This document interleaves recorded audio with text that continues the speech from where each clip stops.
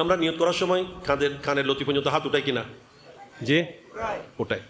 এই হাত ওঠানো সম্পর্কে তিনটা রেওয়ায়ত আছে, তিন ধরনের। কয় ধরনের?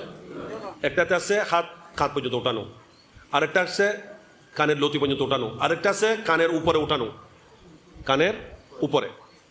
তিন ধরনের হাদিস আছে। ইমাম আজমকে, এরা ইমাম আজমকে চিনে? ইমাম আজম এই যুগের মানুষ। 80 হিজরিতে যার জন্ম। কয় হিজরি? 80 হিজরি। যিনি সাহাবাই কেরামকে দেখেছেন, সাহাবাই কেরামের সাক্ষাৎ পেয়েছেন, সরাসরি সাহাবাই কেরাম থেকে আমার নবীর হাদিস লাভ করেছেন। সুবহানাল্লাহ। ইনাকে তুলনা করছে তাদের সাথে। কুরুনে সালাসা, উত্তম যুগ, খায়রুল কুরুনের মানুষ উনি। যে যুগকে আমার নবী উত্তম যুগ বলেছেন, সেই যুগের মানুষ ইমাম আজম। একাধিক সাহাবাই কেরামের দিদার পেয়েছেন, সাক্ষাৎ পেয়েছেন। ওনার থেকে আমার নবী সিস্টেম ওনারা নিজেরা চাক্ষুষ দেখেছেন, ওনাদের থেকে ইমাম আজম শুনেছেন। সুবহানাল্লাহ। ইনি বলছেন আমার কাছে তিনটা হাদিস আছে, কাঁধ পর্যন্ত উঠানো, কানের লতি পর্যন্ত উঠানো, কানের উপরে উঠানো। এখন ইমাম আজম বলেন তিনটার উপর আমল কিভাবে করা যাবে? কাঁধ পর্যন্ত উঠাইলে কানের লতি পর্যন্ত এটা আমল হবে না, কানের উপরে উঠানোর আমল হবে না। তখন ইমাম আজম বলেন যেহেতু হাদিসে পাকে আছে আল্লাহ নবী কানের লতি পর্যন্ত উঠাইছেন, তো ইমাম আজম বলছেন আমরা যদি বৃদ্ধাঙ্গুলি কানের লতি পর্যন্ত উঠাই, তাহলে কানের লতি পর্যন্ত উঠাইতে গেলে কাঁধ পর্যন্ত উঠছে কিনা? কানের লতির সাথে উঠছে, আমার এই আঙ্গুলগুলো কানের উপরেও গেছে কিনা? তাহলে কাঁধ পর্যন্ত উঠানো, কানের লতি পর্যন্ত উঠানো, কানের উপরে উঠানো, তিনটার উপর আমল হয়ে গেছে কিনা? কোনটা ভালো হইল?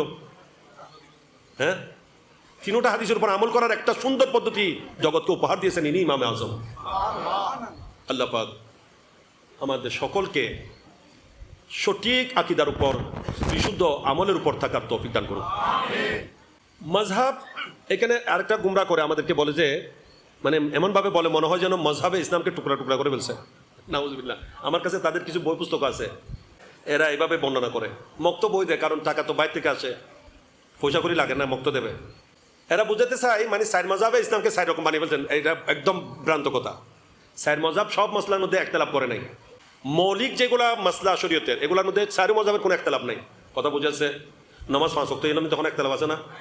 ফজর নামাজ 4 রাকাত, জোহর নামাজ 12 রাকাত, এই যে ফরজ 4 রাকাত করি, 3 রাকাত 4 রাকাত, এগুলো লইলে কোনো একতলাপ। ওযুর ফরজ 4টা, এতে কোনো একতলাপ।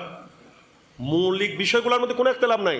শাখা প্রশাখাগত মাসলার মধ্যে, মাযহাবের মধ্যে কিছু ভিন্নতা এসেছে, সব মাসলায় নয়। আবার কিছু কিছু মাসলার মধ্যে তাও আবার 4 মাযহাব 4 রকম বলে নাই। কোনো 2 মাযহাব একদিকে গেছে আর 2 মাযহাব একদিকে গেছে, অথবা 1 মাযহাব একদিকে 3 মাযহাব একদিকে গেছে। বুঝাচ্ছে? এখানে 4 মাযহাব 4 ধরনের পথ, সব মাসলাতে নয়।